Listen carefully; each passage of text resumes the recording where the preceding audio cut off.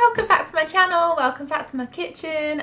Today I'm going to show you how to do my macarons. I love these macarons because I really hate sieving almond flour, so I have a special little trick so that you don't need to sieve anything.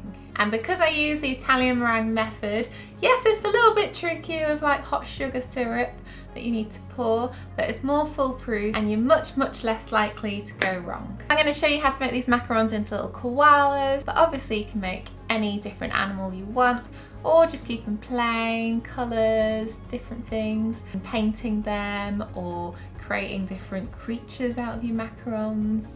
Cats work well, they're really cute and a similar kind of shape, as well as snails. You can make some meringue and then stick your macaron on top and make a snail. And really the no sieving thing makes such a big difference, and I just love it so much because I am patient, but I'm not patient when it comes to sieving. Obviously they're macarons, so fill them with whatever you like. Fill them with ganache or buttercream or lemon curd or whatever curd. I just want to get started and show you all the ingredients you're going to need first, and then I'll crack on with showing you the recipe. So I find it easier to kind of split the ingredients into 3 different parts because it just breaks down the whole macaron making process. So right here is the first section that you're going to need. So some ground almonds, a big giant bag of icing sugar, you don't need that much icing sugar, and some egg whites in a cup.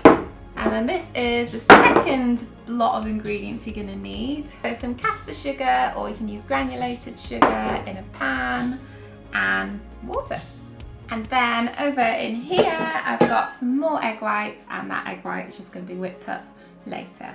And that is it. Oh, and also some food dyes, just to colour your koalas or whatever kind of macarons you're going to make. And all like the quantities of ingredients and all of that is all down below, and I've segmented it into all the categories that I've mentioned. So it's all really nice and clear and easy to follow. So the first thing you're going to do is make sure your almonds are extra fine. So a lot of recipes will tell you to like sieve the ground almonds like several times along with the icing sugar, but I find that takes quite a while and I don't enjoy sieving. And so here is my quick method to get you super fine ground almonds and no lumpy, bumpy bits on top of your macarons. So I just use a spice grinder, which is pretty cheap, and then you just put small amounts of your ground almonds in there and whiz it for a couple of seconds. You've got to be really careful with this technique to not blend it for too long, because if you do it for too long, then the ground almonds start releasing their oils, and you don't want that. And also, kind of because it's a spice grinder, sometimes you get unintended results, which is actually really tasty. So one time I did like cardamom in there beforehand, so the ground almonds got a bit of a cardamom flavour, and it was really nice. Anyway, so get your ground almonds and spoon it into your spice grinder, just a little bit at a time. Put the lid on and whiz it up. Okay, so just a couple of seconds. And that is looking much finer already. You won't be able to tell there, but it is so much finer when you feel the ground almonds. So you know you're not going to get lumpy macarons. So just tip that into a big bowl, all in. And just keep going and get all of your ground almonds nice and fine, whizzing it for like 3-4 seconds, 5 seconds. Don't overdo it.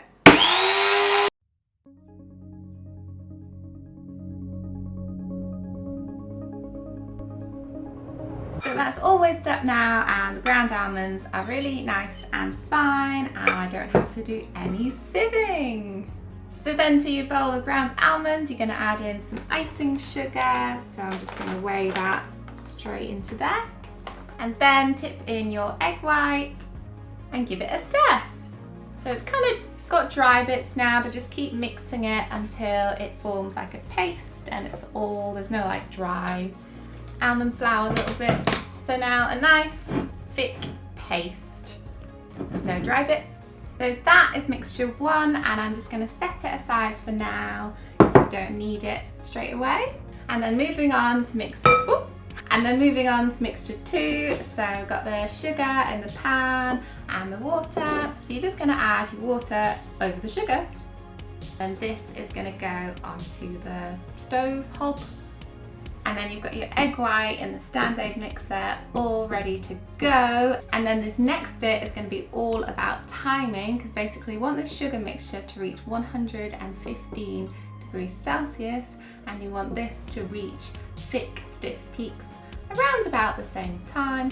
But to help things, you can obviously reduce the temperature on the sugar mixture, or you can also reduce the beaters so they mix on slow, but just don't turn the beaters off completely. So I'm just starting by heating my sugar mixture on the stove, and you can stir it a little bit until the sugar's completely dissolved, but then when it starts bubbling and the sugar's dissolved, don't stir it at all, because then you risk it getting little crystals and being grainy, and that's not ideal. So yeah, I'm going to stop doing any stirring now.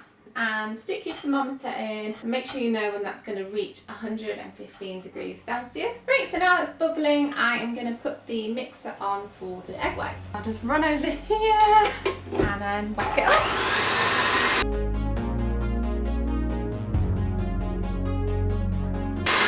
Okay, so my sugar mixture has reached 115 degrees Celsius, so I'm going to make sure this is still beating on high and pour it in quickly.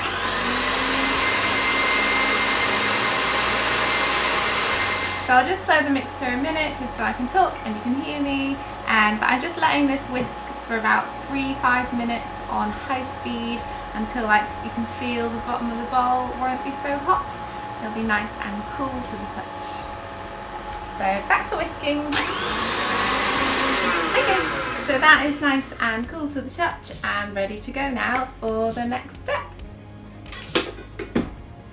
So you're just going to get all of this meringue mixture and mix it into this mixture that you made earlier, so the almond, icing sugar and egg white. Put that away. Okay, so you're just going to add a small amount at first, like a spatula spoonful of it. And that's because you don't want to add too much meringue at first, because it's just all going to deflate, because this almond mixture is really stiff. So you're just going to fold it in until it all kind of combines and is smooth and there's no meringue flecks. Looking good. And then add a little bit more meringue, so maybe like a big spatula full. And again, just fold all of that meringue in, and then add a big spatula, just getting bigger than the last. Now when you're folding, you kind of want to scoop around the outside of the bowl and then turn it over onto itself. So scoop around and then flop it down. And that'll just ensure you're not knocking out too much air, because you've got to add some food dyes later as well. So last bit of meringue, scoop it all out and then give it a final few folds just for a nice smooth batter. So now you're just going to divide this macaron batter up into different bowls so that you can dye them. So a big dollop for my grey batter for my koalas, and then I just need a little bit for my pink batter, so I'm going to put that into a cup. Then a tiny bit for some black batter, also in a little cup. So now I'm just going to use my food dyes to colour this batter, and by the time I've mixed the food dyes in, it should be about the right consistency. So another reason why I like this Italian method rather than the French method is the French method you need to do like macaronage for quite a while, like folding the batter and making sure it's not too thick and not too runny. But I find it's very hard to just get that perfect point, and it's really easy to go over. And with the Italian method, I just add my food dyes, mix them in, and it's always the right consistency after I've done that. It seems pretty resilient to like over mixing it, if that makes sense. It just naturally wants to get to the right consistency. So I'm just going to add my food dyes.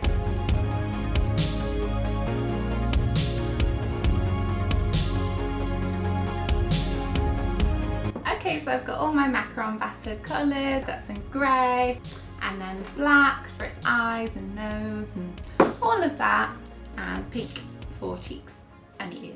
So now you can just go ahead and put all of these different colours into your piping bag.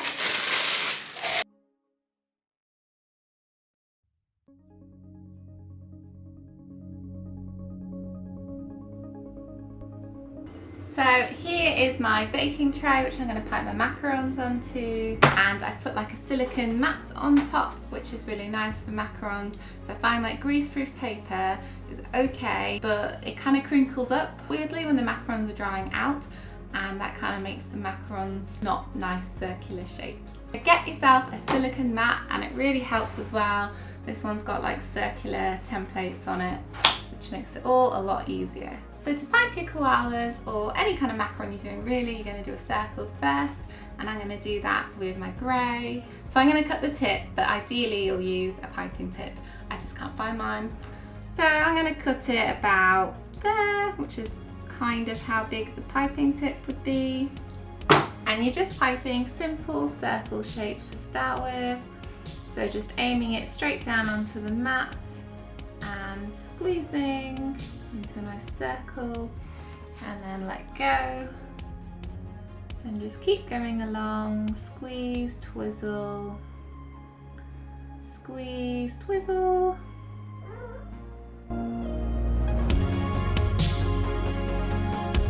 So the batter will make a lot more koalas than this. I'm just doing a small quantity. So when you pipe them all, what you're going to do is bang the tray onto the table, which is very good for anger, but so just like that. So just drop it a couple of times. Actually, I usually do this on the floor just because you kind of get a bit more momentum with it. But this is just to pop all the air bubbles on top.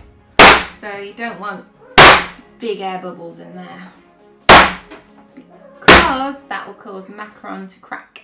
And so now you can see quite a lot of the bubbles have popped out, but there are still some, like, you can kind of see the bubbles on top, so you can use like a little toothpick and then pop them with that, and it's quite satisfying.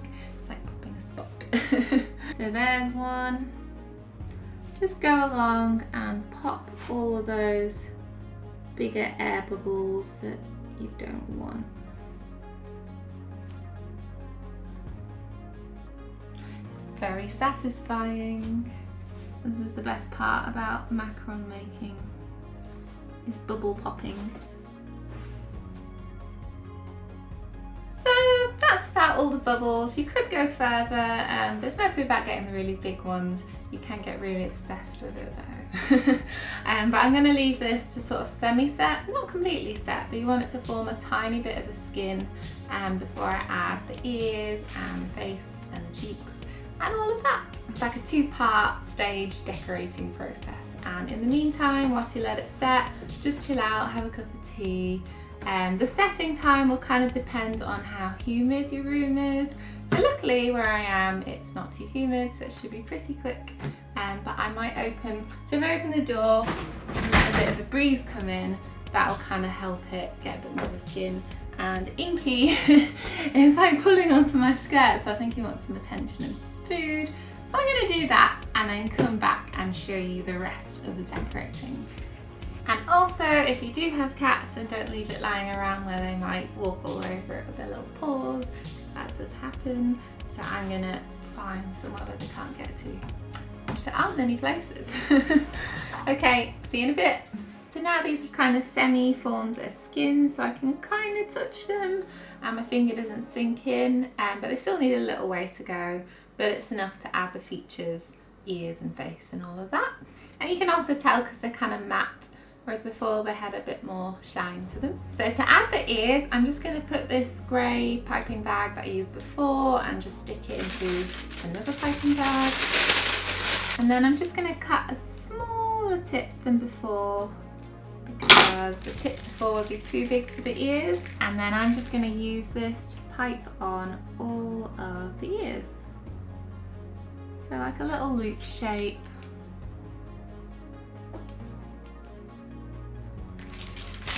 Fill in the center with a little bit of pink. Just like that.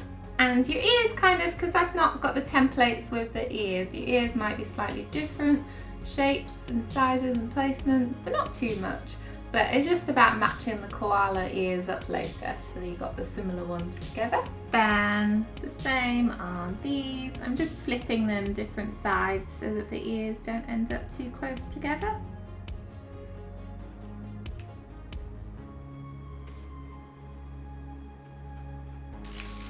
fill it with some pink. And just keep on going and do that of all of them.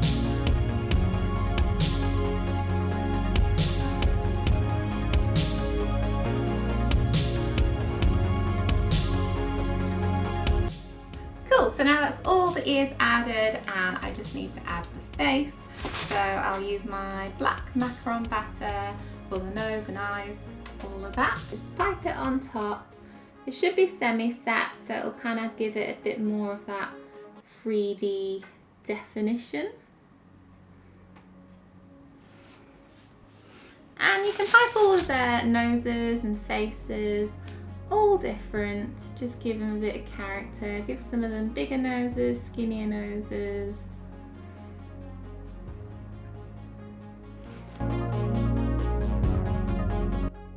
So you only need to do faces on like half of them, but I've done one extra just for luck. And then pink for the cheeks.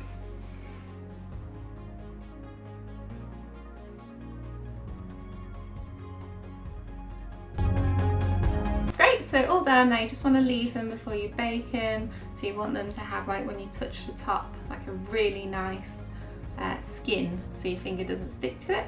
And I have a tiny bit of pink batter left over, so I'm just going to pipe this because might as well.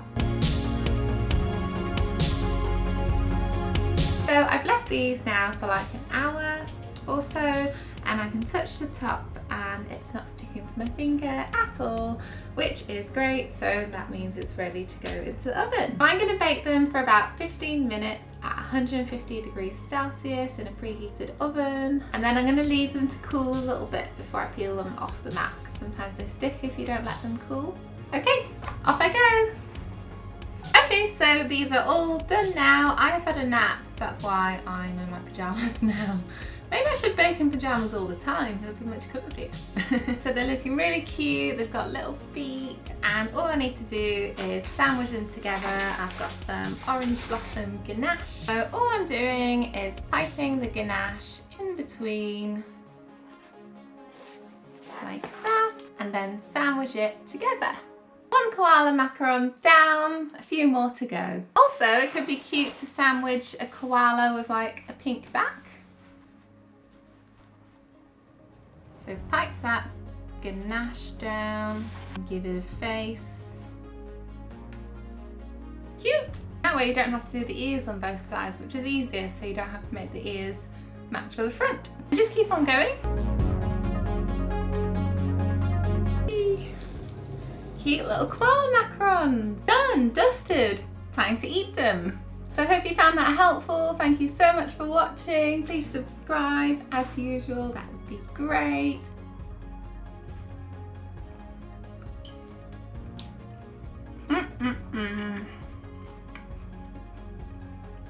See you next time.